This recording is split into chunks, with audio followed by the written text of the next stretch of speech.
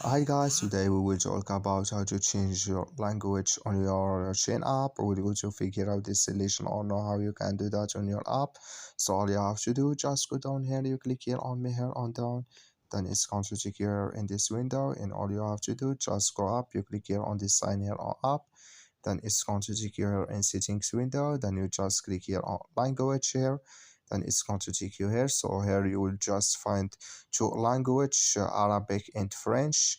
But if you want to add your language, you just go to your phone and change your language for your phone on your phone, and it's going to change with you on your Shein app. So that's all you have to do. If you want to change language, just change it in your phone, and it's going to change with you too in your Shein app. So that's all you have to do. I wish now you I get it. That's all.